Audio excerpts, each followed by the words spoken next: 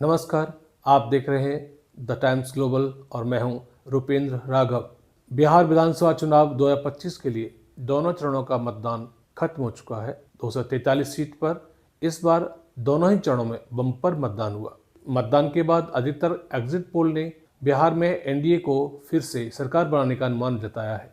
14 नवंबर को आने वाले नतीजों में अगर ये एग्जिट पोल सही साबित होते हैं तो यह साफ हो जाएगा कि महिलाएं इस चुनाव में अहम फैक्टर साबित हुई हैं। पहले और दूसरे चरण में बिहार विधानसभा के अब तक के चुनावी इतिहास में सबसे ज़्यादा वोटिंग दर्ज की गई है। 6 नवंबर को पहले चरण के तहत 121 सीटों पर 65% से ज़्यादा मतदान हुआ।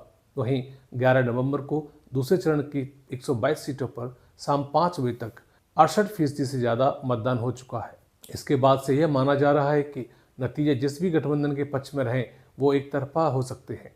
महिला वोटर नीतीश कुमार के लिए महत्वपूर्ण फैक्टर रही हैं। पिछले कार्यकालों में नीतीश कुमार की महिला हितैषी नीतियों ने उन्हें मुख्यमंत्री की गद्दी पर आसीन होने में मदद की है। इस बार भी नीतीश कुमार को महिला वोटरों को रिझाने में कोई कसर नहीं छोड़ी। मुख्यमंत्री महिला रोजगार योजना के तहत नीतीश कुमार ने बिहार की लाखों महिलाओं को खाते में 10-10 हज़ार रुपये की राशि भेजी है।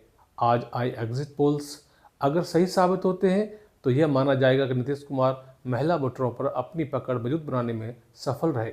हालांकि तेजस्वी यादव ने भी एक मुश्त रकम देने का भी वादा किया है। जब चुनाव ने यह जोर पकड़ा तो महागठबंधन इस बात को लेकर मुखर था कि क्या एनडीए नीतीश कुमार के नाम की मोहर लगाएगा। जब महागठबंधन के घटक दलों के बीच सीटों पर तालमेल हुआ तो इसकी प्रेस कॉन्फ्रेंस में ही राजस्थान के पूर्व मुख्यमंत्री अशोक गहलोत ने यह ऐलान कर दिया था कि सरकार बनने की स्थिति में तेजस्वी ही मुख्यमंत्री होंगे। इसके बाद महागठबंधन ने नीतीश कुमार की एनडीए के अंदर स्थिति को लेकर और आक्रामकता दिखाई, साथ सवाल उठाने शुरू किए। हालांकि पहले चरण की वोटिंग नजदीक आते आते एनडीए के बड़े नेताओं ने यह स्पष्ट कर दिया था कि सत्ता कायम रहने की स्थिति में नीतीश कुमार ही विधायक दल के नेता चुने जाएंगे और वो ही मुख्यमंत्री बनेंगे। एग्जिट पोल्स के अनुमान अगर सही साबित होते हैं तो नीतीश कुमार के नेतृत्व में एक बार फिर मोहर लगेगी।